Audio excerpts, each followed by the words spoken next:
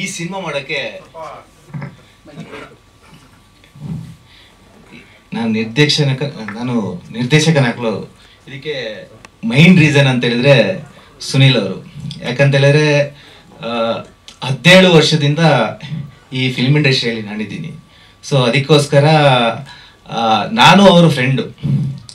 So ಆದ್ದರಿಂದ ಇಷ್ಟು ವರ್ಷಗಳ ಕಾಲ ನಾನು ಇಲ್ಲಿದ್ದು ನನ್ನಿಂದ ಏನು ಅಚೀವ್ ಮಾಡೋಕ್ಕಾಗಲ್ಲ ಅನ್ನೋದು ನನ್ನ ಮನಸ್ಸಲ್ಲಿ ಕೊರಗಿತ್ತು. ಅದು ಅವ್ರಿಗೆ ಗೊತ್ತಿತ್ತು. ಅವ್ರಿಗೆ ಯಾರೋ ಅವ್ರ ಪರಿಚಯದ ಫ್ರೆಂಡ್ ಪ್ರೊಡ್ಯೂಸರ್ ಸಿಕ್ಕಾಗ ಸೊ ಈಗ ಸಿನಿಮಾ ಮಾಡ್ತಾ ಇದ್ದಾರೆ ಅಂತ ಹೇಳಿದರು.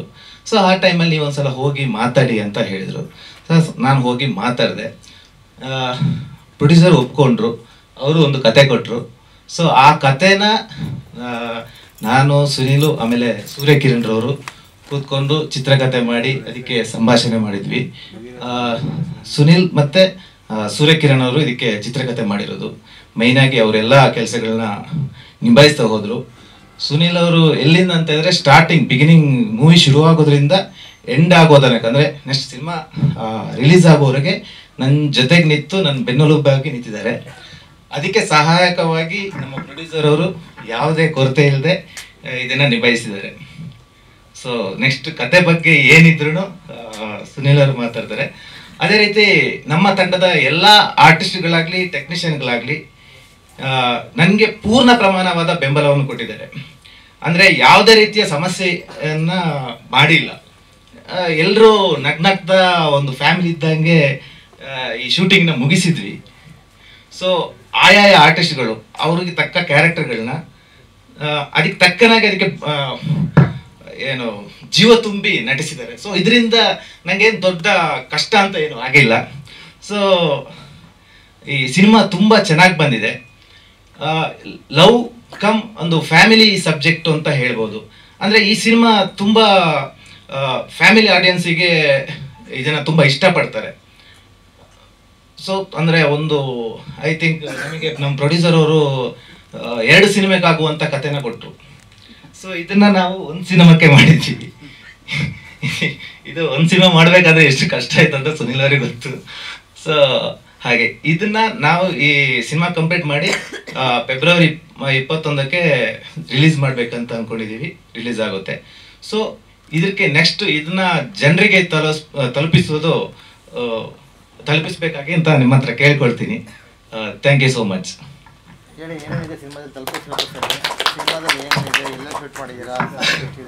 ಸರ್, ನಾವು ಫಸ್ಟು ಮಡಿಕೇರಿಯಲ್ಲಿ ವಿರಾಜಪೇಟೆಯಲ್ಲಿ ಶೂಟ್ ಮಾಡಿದ್ವಿ. ಅಲ್ಲಿ ಒಂದು ಐ ಥಿಂಕ್ 11 days ಅಲ್ಲಿ ಶೂಟ್ ಮಾಡಿದ್ವಿ. ಅದಾದಮೇಲೆ ಮಿಕ್ಕಿದ್ದೆಲ್ಲ ನಾವು ಬ್ಯಾಂಗ್ಳೂರಲ್ಲಿ ಶೂಟ್ ಮಾಡಿದ್ವಿ. ಅದೇ 23 days ಟೋಟಲ್ ಆಗಿ ಶೂಟ್ ಮಾಡಿದ್ವಿ ಸರ್. ಇದನ್ನು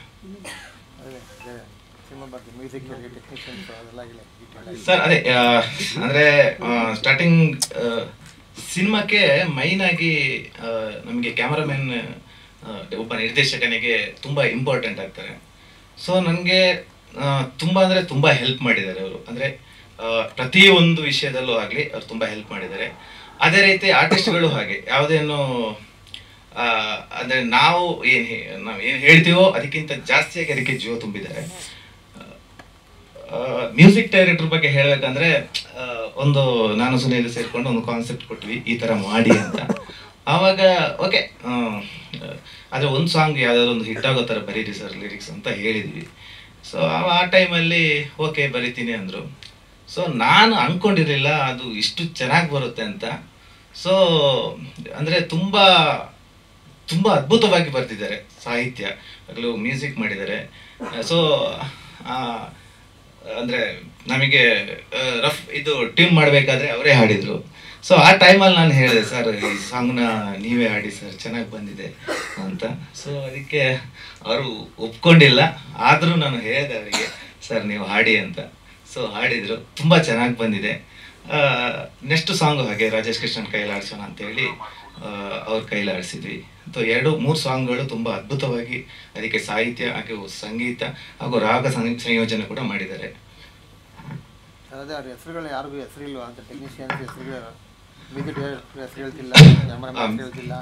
ಓಕೆ, ಮ್ಯೂಸಿಕ್ ಡೈರೆಕ್ಟರ್ ಬಂದ್ಬಿಟ್ಟು ಸಾಯಿ ಸರ್ವೇಶ್ ಅವರು.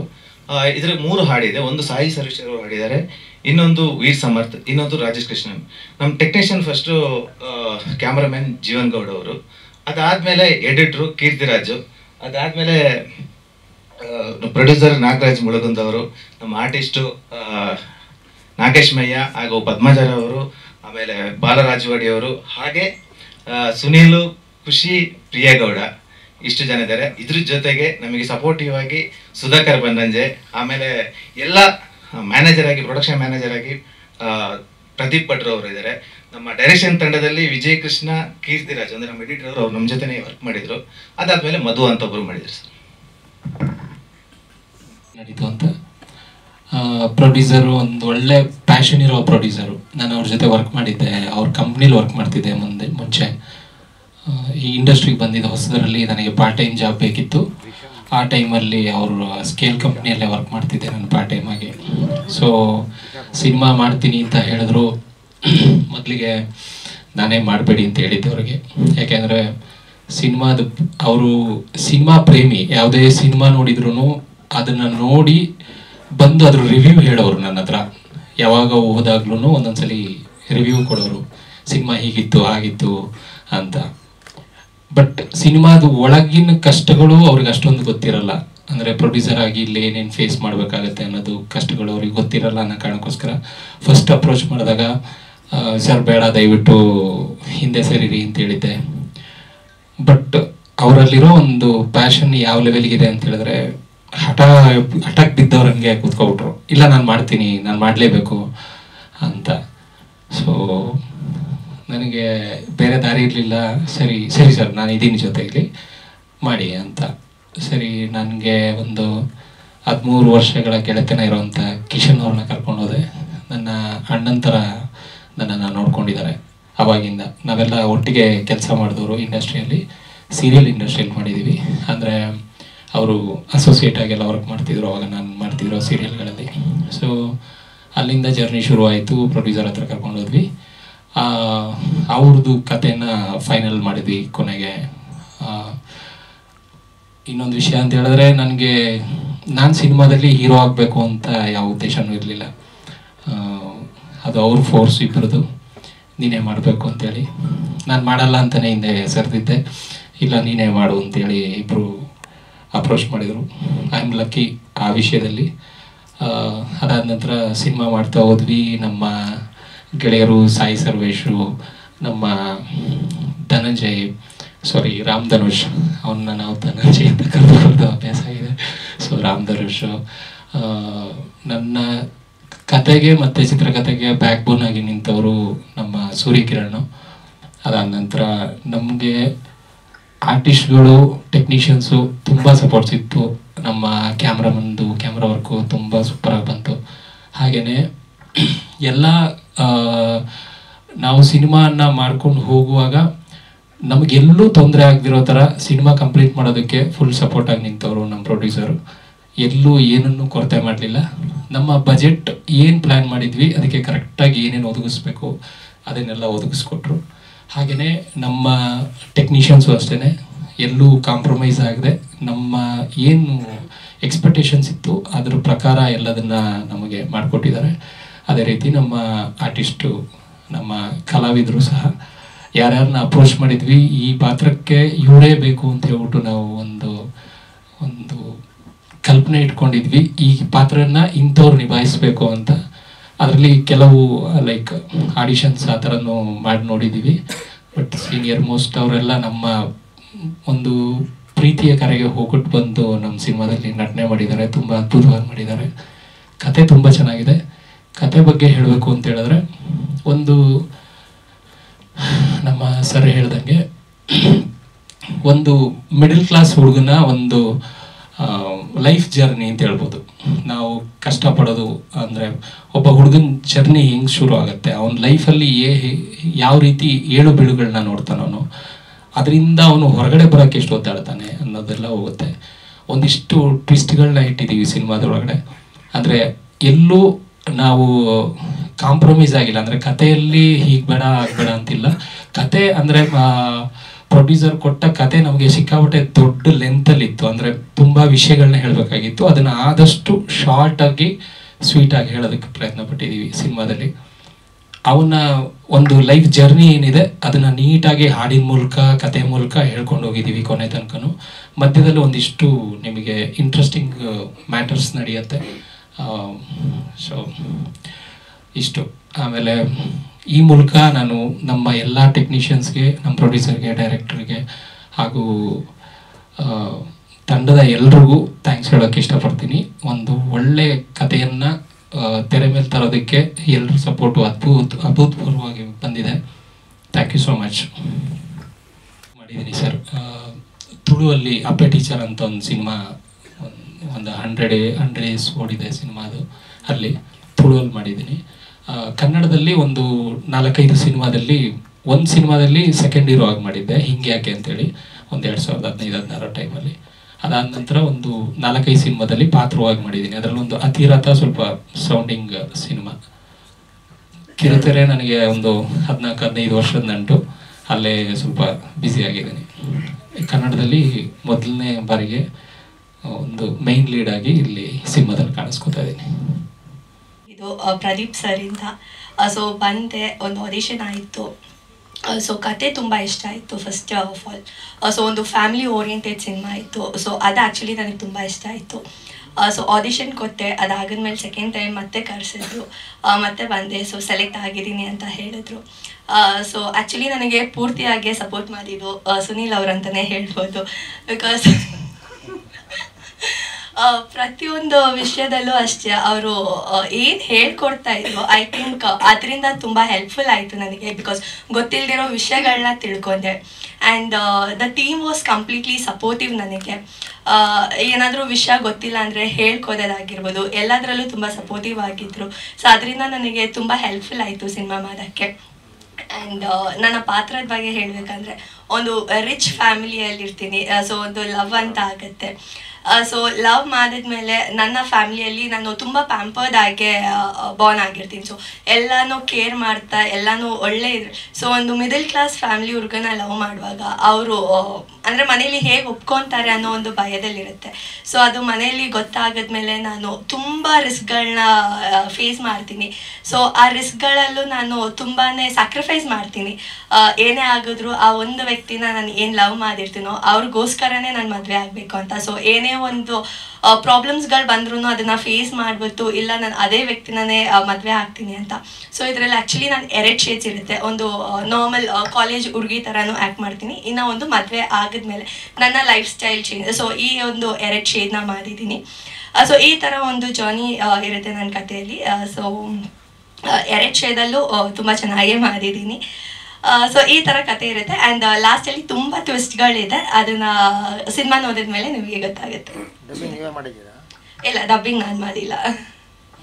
ಅದಕ್ಕೆ ಮಾತಾಡೋಗ್ಲೇ ಗೊತ್ತಾಯ್ತು ಅವ್ರದ್ದು ಭಾಷೆದ ಸ್ಪಷ್ಟತೆ ಬಗ್ಗೆ ಸ್ವಲ್ಪ. ಮತ್ತೆ ಸೊ ನೀವಿಲ್ಲದೆ ನಾವು ಎಷ್ಟೇ ಅಚೀವ್ಮೆಂಟ್ ಮಾಡಿದ್ರು ನಿಮ್ಮ ಬ್ರಿಡ್ಜ್ ಮೂಲಕ ನಾವು ಹೇಗೆ ಆಡಿಯನ್ಸ್ ಅನ್ನೋದನ್ನು ಸೇರ್ತೀವೋ, ನೀವಿಲ್ಲ ಅಂದರೆ ನಾವು ಎಷ್ಟೇ ಇದು ಮಾಡಿದ್ರು ನೀರಲ್ಲಿ ಹೋಮ ಮಾಡಿರ್ತಾರ ಅಂತ ಹೇಳ್ತೀನಿ. ನಾವು ತುಂಬ ಕಷ್ಟಪಟ್ಟು ಇಷ್ಟಪಟ್ಟು ಮಾಡಿರುವಂಥ ಮೂವಿಗೆ ನಿಮ್ಮೆಲ್ಲರದ್ದು ಆಶೀರ್ವಾದ ತುಂಬ ಇಂಪಾರ್ಟೆಂಟ್. ಆ್ಯಂಡ್ ನಮ್ಮನ್ನು ಒಳ್ಳೆ ರೀತಿಯಲ್ಲಿ ಆಡಿಯನ್ಸ್ಗೆ ಕನೆಕ್ಟ್ ಮಾಡಿ ಅಂತ ಕೇಳ್ಕೊತೀನಿ. ಆ್ಯಂಡ್ ಇನ್ನು ಕ್ಯಾರೆಕ್ಟರ್ ಬಗ್ಗೆ ಹೇಳಬೇಕಂದ್ರೆ, ನೋಡಿರ್ಬೋದು ನಾನು ದೀಪಿಕಾ ಅಂತ ಒಂದು ರೋಲ್ನ ಪ್ಲೇ ಮಾಡ್ತಾ ಇದ್ದೀನಿ. ಸೊ ತುಂಬ ಬೋಲ್ಡ್ ಆ್ಯಂಡ್ ಇಂಡಿಪೆಂಡೆಂಟ್ ಹುಡುಗಿ. ತನ್ನ ಫ್ಯಾಮಿಲಿಯ ಜವಾಬ್ದಾರಿ ಎಲ್ಲ ತನ್ನ ಶೋಲ್ಡರ್ ಮೇಲೆ ಇಟ್ಕೊಂಡಿರ್ತಾಳೆ. ಅವಳಿಗೆ ಪ್ರೀತಿ ಪ್ರೇಮ ಅನ್ನೋದ್ರ ಬಗ್ಗೆ ಏನು ಅಂದರೆ ಅದ್ರ ಬಗ್ಗೆ ಇಂಟ್ರೆಸ್ಟು ಇರಲ್ಲ. ಅವಳಿಗಾಗಿರೋ ಕೆಲವೊಂದು ಇನ್ಸಿಡೆಂಟ್ ಮೇಲೆ ಅಂತ ಒಂದು ಇಂಡಿಪೆಂಡೆಂಟ್ ಹುಡುಗಿ ಒಂದು ಲವ್ವಲ್ಲಿ ಬಿದ್ದಾಗ ಅವಳು ಯಾವ್ಯಾವ ಥರ ಚೇಂಜ್ ಆಗ್ತಾಳೆ ಆ್ಯಂಡ್ ಅದನ್ನು ಹೇಗೆ ನಿಭಾಯಿಸ್ತಾಳೆ ಅನ್ನೋದೇ ನನ್ನ ಕ್ಯಾರೆಕ್ಟರ್ ಮೇಲಿರೋದು. ಆ್ಯಂಡ್ ಇದರಲ್ಲಿ ಕೆಲವೊಂದು ಶೇಡ್ಸ್ ಇದೆ. And I am very thankful for the team for giving me this opportunity. ಯಾಕಂದರೆ ಕೆಲವೊಂದು ಸೀನಲ್ಲಿ ಪರ್ಫಾರ್ಮೆನ್ಸ್ಗೆ ತುಂಬ ಪರ್ಫಾರ್ಮೆನ್ಸ್ ಓರಿಯೆಂಟೆಡ್ ಆಗಿತ್ತು. ಇವಾಗ ಅಂದರೆ ಇದರಲ್ಲಿ ನಿಮ್ಗೆಲ್ರಿಗೂ ಇದು ಹೊಸ ಟೀಮ್ ಥರ ಕಾಣ್ಬೋದು. ನಾವು ತುಂಬ ದೊಡ್ಡ ಪ್ರೊಡಕ್ಷನ್ ಮೂವೀಸಲ್ಲಿ ಮಾಡಿದಾಗ, ತುಂಬ ಕಮರ್ಷಿಯಲ್ ಮೂವಿಲಿ ಮಾಡಿದಾಗ ಹೀರೋಯಿನ್ಗೆ ಅಷ್ಟೊಂದು ಚಾನ್ಸ್ ಸಿಗಲ್ಲ. ಐ ಮೀನ್ ಟು ಸೇ ಸ್ವಲ್ಪ ಸಾಂಗ್ಸ್ ಮತ್ತು ಸ್ವಲ್ಪ ಸೀನ್ಸ್ ಆ ಥರನೇ ಇರುತ್ತೆ. ಬಟ್ ಇದರಲ್ಲಿ ತುಂಬ ಸೀನ್ಸಲ್ಲಿ ತುಂಬ ಚೆನ್ನಾಗಿ ಪರ್ಫಾರ್ಮೆನ್ಸ್ ಮಾಡೋದಕ್ಕೆ ನನಗೆ ಅಪಾರ್ಚುನಿಟಿ ಸಿಕ್ತು.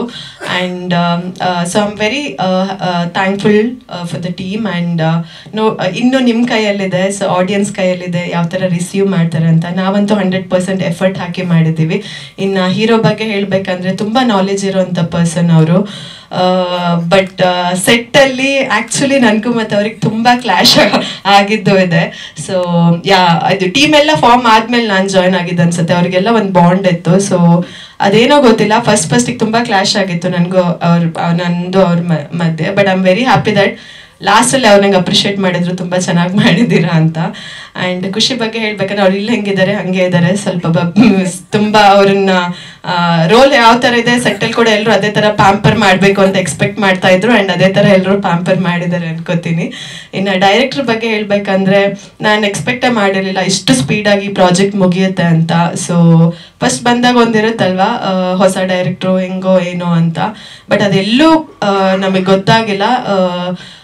ಇದು ನಂದು ಫಸ್ಟ್ ಪ್ರಾಜೆಕ್ಟ್ ಅನ್ಸುತ್ತೆ. ಒಂದೇ ಸ್ಕೆಡ್ಯೂಲಲ್ಲಿ ಮೂವಿ ಮುಗ್ದಿರೋದು. ಸ್ಟಾರ್ಟ್ ಆಗಿದ್ರಿಂದ ಎಂಡ್ವರೆಗೂ ಒಂದೇ ಶೆಡ್ಯೂಲಲ್ಲಿ ಮೂವಿ ಮುಗಿಸಿದ್ದಾರೆ. ಸೊ ಇದಕ್ಕೆ ಡೈರೆಕ್ಟರ್ ಜೊತೆಗೆ ಪ್ರೊಡ್ಯೂಸರ್ ಸಪೋರ್ಟ್ ಕೂಡ ತುಂಬಾನೇ ಬೇಕು. ಆ್ಯಂಡ್ ಸರ್ ಕೂಡ very very very supportive and ತುಂಬ ಹಂಬಲ್ ನಮ್ಮ ಪ್ರೊಡ್ಯೂಸರ್ ಸರ್, ನಿಮಗೆ ನೋಡಿದ್ರೇ ಗೊತ್ತಾಗುತ್ತೆ. ಇನ್ನು ಟೆಕ್ನಿಷಿಯನ್ಸ್ ಬಗ್ಗೆ ಹೇಳ್ಬೇಕಾದ್ರೆ ಎಲ್ಲರೂ ತುಂಬ ಸ್ವೀಟ್ ಆಗಿದ್ರು, ಒಂಥರ ಫ್ಯಾಮಿಲಿ ಥರ ಒಂದೇ ಶೆಡ್ಯೂಲಲ್ಲಿ ಮೂವಿ ಮುಗಿಸಿದ್ವಿ ನಾವು. ಆ್ಯಂಡ್ ಮ್ಯೂಸಿಕ್ ಡೈರೆಕ್ಟರ್ ಕೂಡ ತುಂಬ ಚೆನ್ನಾಗಿ ಸಾಂಗ್ ಬರೆದಿದ್ದಾರೆ. ಸೊ ಇಷ್ಟೇ. ನಾವು ಒಂದು ವರ್ಡಲ್ಲಿ ಹೇಳಬೇಕಂದ್ರೆ ತುಂಬ ಖುಷಿ ಇದೆ ಈ ಪ್ರಾಜೆಕ್ಟ್ ಕಂಪ್ಲೀಟ್ ಆಗಿ ರಿಲೀಸಿಗೆ ಹೋಗ್ತಾ ಇದೆ ಅಂತ. ಇನ್ನು ನಿಮ್ಮೆಲ್ಲರ ಕೈಯಲ್ಲಿದೆ. Thank you so much. And ಆಶೀರ್ವಾದ ಮಾಡಿ ಅಷ್ಟೇ. Thank you. Nagesh Mayya sir ಮಾಡಿದ್ದೀನಿ. ಒಬ್ಬ ಮಧ್ಯಮ ವರ್ಗದ ರೈತ, 2 ಎಕರೆ ಜಮೀನು ಓನರು. ಈಗ ನನ್ನ ಮಗ ಡಿಗ್ರಿ ಮಾಡಿಕೊಂಡ್ರು ಊರಲ್ಲಿ ಸೋಮಾರಿ ಅಲ್ದಾಡ್ಕೊಂಡಿರ್ತಾನೆ. ಆದರೆ ಒಂದೊಳ್ಳೆ ಕೆಲಸ ಮಾಡ್ತಾನೆ ಅಂದರೆ 200 ಎಕರೆ ಓನರ್ ಮಗಳನ್ನ ಲವ್ ಮಾಡ್ತಾನೆ. ಸೊ 2 ಎಕರೆ 200 ಎಕರೆ ಮಧ್ಯ ಈ ಒಂದು ಇದನ್ನ ವಾರ ಆಗುತ್ತೆ. ಅಂದರೆ 200 ಎಕರೆ ಓನರು ಚಾಲೆಂಜ್ ಹಾಕಿದಾಗ ಆ ಚಾಲೆಂಜನ್ನು ಗೆದ್ದು ಹೇಗೆ ಅವನು ಮದುವೆ ಆಗ್ತಾನೆ ಅನ್ನೋದು ಕತೆ. ಅದ್ರ ನಂತರ ತುಂಬ ಟ್ವಿಸ್ಟ್ಗಳ ಕಥೆಲಿದೆ. ಅದ್ರ ನಂತರದಲ್ಲಿ ತುಂಬ ಅದ್ಭುತ ಟ್ವಿಸ್ಟ್ಗಳಿದೆ. ಸೊ ಇದರಲ್ಲಿ ನಾನು ಪದ್ಮಜರಾವ್ ಅವ್ರ ಕಾಂಬಿನೇಷನ್ ಮಾಡಿದ್ದೀನಿ.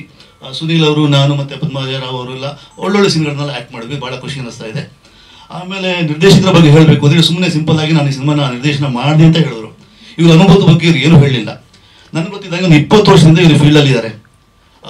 ನಿರ್ದೇಶಕನಾಗಿ, ನಿರ್ಮಾಪಕರಾಗಿ, ಚಾನಲ್ EP ಆಗಿ, ನಟನಾಗಿ. ಸೊ ಈ ಎಲ್ಲ ಏನು ವಾಸ್ಟ್ ಅನುಭವ ಈ ಫೀಲ್ಡಿನ ಒಳಗೂ ಹೊರಗೂ ಎಲ್ಲ ಗೊತ್ತು. ಬಟ್ ತುಂಬ ಸೌಮ್ಯವಾಗಿ ನನಗೇನು ಗೊತ್ತಿಲ್ಲ ಅನ್ನೋ ಥರ ಮಾತಾಡಿದ್ರು. ಮತ್ತು ಇವರು ಶೂಟಿಂಗ್ ಎಷ್ಟು ಪಕ್ಕಾ ಇತ್ತು ಅಂದರೆ ಇಂಥ ದಿವಸ ಅಂದರೆ ಅಂಥ ದಿವಸ ಶೂಟಿಂಗ್ ಮಾಡ್ತಾಯಿದ್ರು. ಇಷ್ಟು ಸೀನು ಅಂದರೆ ಅಷ್ಟು ಸೀನು ಶೂಟ್ ಮಾಡ್ತಾಯಿದ್ರು. ಒಂದು ಚೂರು ಆ ಕಡೆ ಈ ಕಡೆ ಆಗದಂಗೆ ಶೂಟಿಂಗ್ ಎಲ್ಲ ಮುಗಿಸ್ಕೊಟ್ರು. ಆಮೇಲೆ ಇದು ಇನ್ನೊಂದು ಮಾತು ಏನು ಹೇಳಬೇಕು ಅಂದರೆ ನಿರ್ಮಾಪಕರು, ನಿರ್ದೇಶಕರು, ನಾಯಕ, ನಾಯಕಿ ಇವರೆಲ್ಲರಿಗೂ ಇದು ಚೊಚ್ಚಲ ಪ್ರಯತ್ನ. ಫಸ್ಟ್ ಟೈಮ್ ಒಂದು ಮೇಜರ್ ಆಗಿ ಮಾಡ್ತಾ ಇರೋದು. ಯಾರೇ ಆಗಲಿ ಫಸ್ಟ್ ಟೈಮ್ ಮಾಡಿದಾಗ ನಮ್ಮ ಫುಲ್ ಎಫರ್ಟ್ ಹಾಕಿ ಮಾಡ್ತೀವಿ.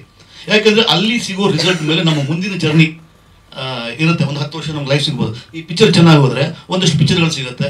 ಸೊ ಎಲ್ಲರೂ ಶಕ್ತಿ ಮೀರಿ ಈ ಪಿಕ್ಚರ್ನ ಮಾಡಿದ್ದಾರೆ. ಒಂದು ಒಳ್ಳೆಯ ಸಿನಿಮಾ ಬಂದಿದೆ. ಒಲವಿನ ಪಯಣ ಹೆಸರೇ ತುಂಬ ಆಪ್ತವಾಗಿದೆ. ಸೊ ಈ ಪಯಣ ಯಶಸ್ಸಿನ ಪಯಣ ಆಗಲಿ, ಅದಕ್ಕೆ ನಿಮ್ಮ ಸಹಕಾರ ಅತ್ಯಂತ ಮುಖ್ಯ.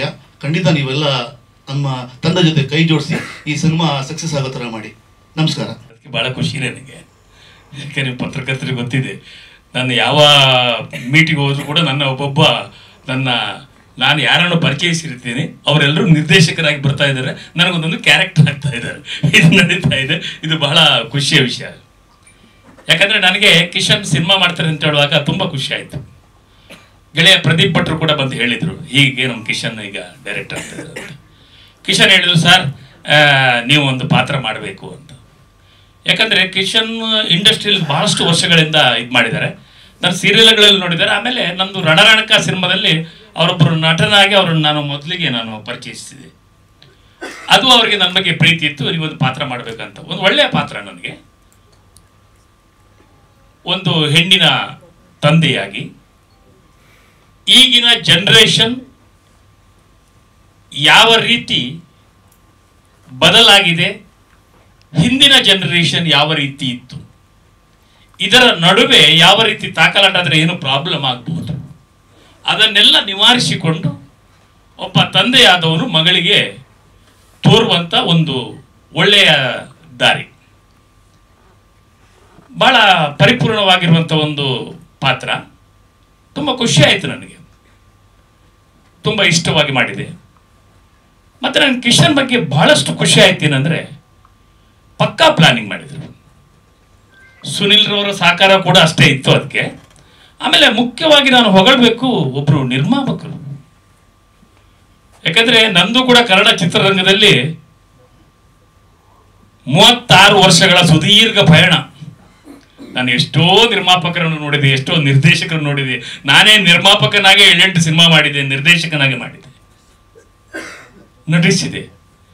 ಯಾಕಂದರೆ ಹೊಸಬ್ರನ್ನ ಮೇಲೆ ಭರವಸೆ ಇಟ್ಟು ಒಬ್ಬ ನಿರ್ಮಾಪಕರು ಹಣ ಹಾಕ್ತಾರಂತಾದರೆ ನಿಜಕ್ಕೂ ಅವರು ದೊಡ್ಡ ವ್ಯಕ್ತಿ.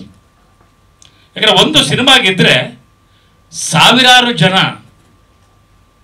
ಕಾರ್ಮಿಕರಿಗೆ ಕೆಲಸ ಸಿಗುತ್ತೆ, ಸಾವಿರಾರು ಕುಟುಂಬಗಳು ನೆಮ್ಮದಿಯಿಂದ ಬದುಕಲಿಕ್ಕೆ ಸಾಧ್ಯ ಇದೆ. ಧೈರ್ಯವಾಗಿ ಈ ಸಿನಿಮಾಕ್ಕೆ ದುಡ್ಡು ಹಾಕಿದ್ದಾರೆ.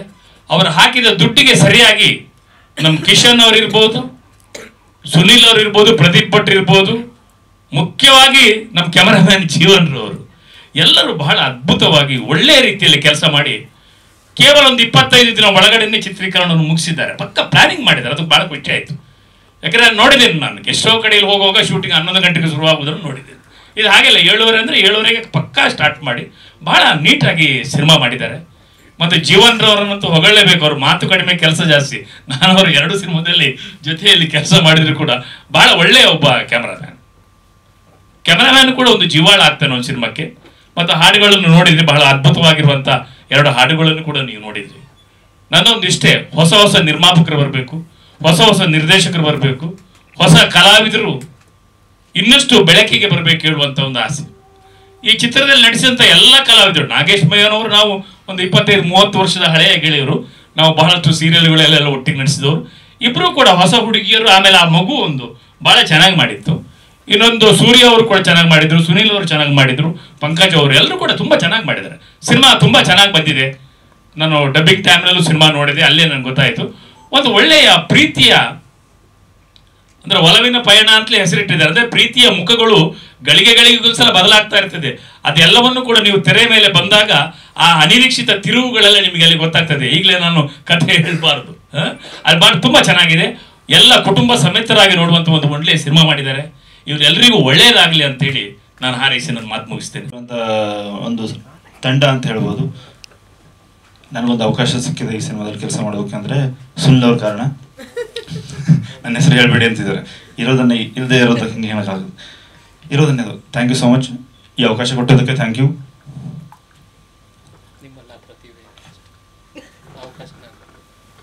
Thank you so much sir. Ram Dhanush. Mic ಕೊಟ್ಟರೆ ಒಂಚೂರು ಕಷ್ಟ ಮಾತಾಡೋದು.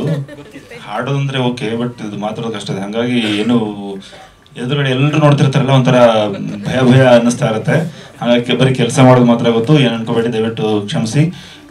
ಈ ಸಿನಿಮಾದಲ್ಲಿ 3 ಹಾಡುಗಳಿದೆ. ಒಂದು ಲವ್ ಸಾಂಗ್ ಇದೆ, ಇನ್ನೊಂದು ಫ್ಯಾಮಿಲಿ ಸಾಂಗ್ ಇದೆ, ಒಂಥರ ಇನ್ನೊಂದು ಪ್ಯಾಥೋ ಸಾಂಗ್ ಇದೆ. ಸೊ ನಮ್ಮ ಪ್ರೊಡ್ಯೂಸರ್ ಸಹಕಾರ ತುಂಬ ಅದ್ಭುತವಾಗಿತ್ತು.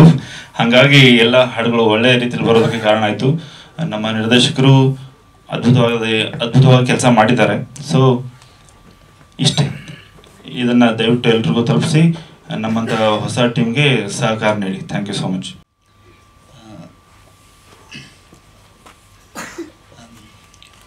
ಈ ಸಿನಿಮಾದಲ್ಲಿ ಹೀರೋ ಫ್ರೆಂಡ್ ಕ್ಯಾರೆಕ್ಟರ್ ಮಾಡಿದ್ದೀನಿ.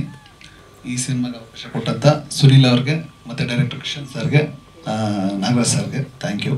ನಮಸ್ಕಾರ. ನಾನು ಒಬ್ಬ ಬಿಸ್ನೆಸ್ ಮ್ಯಾನು. ಸ್ಟಾರ್ಟಿಂಗ್ ಬೆಂಗಳೂರಿಗೆ ಬಂದಾಗ ಫಿಲಮ್ ನೋಡೋ ಹುಚ್ಚು ತುಂಬ ಇತ್ತು ನನಗೆ. ಫಿಲಮ್ ನೋಡ್ತಾ ಇದು ಈಗಿದ್ರೆ ಚೆನ್ನಾಗಿರ್ತಾ ಇತ್ತು, ಈಗ ಬರಬಾರ್ದಾಗಿತ್ತು ಅಂತ ನನ್ನ ಅನಿಸಿಕೆಗಳನ್ನ ನಾನೇ ಅನ್ಕೊತಾ ಇದ್ದೆ. ಅದು ಹಾಗೆ ಥರ ನಡೀತಾ ಇತ್ತು. ಸೊ ನನ್ನಲ್ಲಿ ಒಂದು ಕತೆ ಇತ್ತು, ಅದನ್ನು ಮಾಡೋಣ ಅಂದಾಗ ಸುನೀಲ್ ಅವರು ನನಗೆ 15 ವರ್ಷದಿಂದ ಪರಿಚಯ.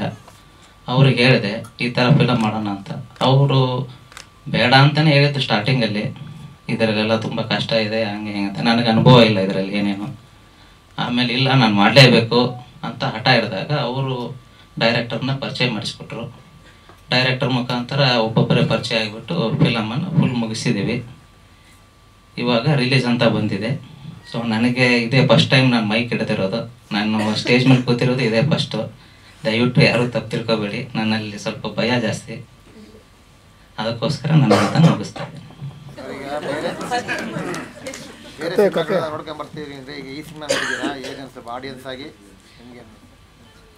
ಈಗ ನನ್ನ ಸಿನಿಮಾ ನನಗೆ ಚೆನ್ನಾಗಿದೆ, ಆಡಿಯನ್ಸ್ ಅವರು ನೋಡಿಬಿಟ್ಟು ಅದನ್ನು ಅವ್ರು ಹೇಳಬೇಕು ಸರ್. ಹೌದು, ನನ್ನ ಸಿನಿಮಾ ನನಗೆ ಚೆನ್ನಾಗಿದೆ ಸರ್. ನಮ್ಮ ಮಗು ಅಲ್ವಾ ಇದು, ನಮಗೆ ಚೆನ್ನಾಗಿದೆ, ಫಿಲಮ್ ಚೆನ್ನಾಗಿ ಬಂದಿದೆ. ಡೈರೆಕ್ಟರು ಅಷ್ಟೇ, ನಮ್ಮ ಸುನೀಲ್ ಅವರು ಅಷ್ಟೇ, ಅವ್ರವ್ರಿಗೆ ಏನೇನು ಕೆಲಸ ಇತ್ತು ಅದನ್ನು ನೀಟಾಗಿ 100% ಎಫರ್ಟ್ ಹಾಕಿ ಮಾಡಿದ್ದಾರೆ ಸರ್. ರಿಲೀಸ್ ಯಾರು ಮಾಡ್ತಾರೆ ಸರ್? ಡಿಸ್ಟ್ರಿಬ್ಯೂಷನ್ ಯಾರು ಮಾಡ್ತಾರೆ? ಹನುಮಂತ್ ಫಿಲ್ಮ್ಸ್ ಅಂತ ಸರ್, ಅವ್ರು ಮಾಡ್ತಾ ಇದ್ದಾರೆ ಸರ್. ಓಕೆ, ಒಳ್ಳೆಯದಾಗಲಿ.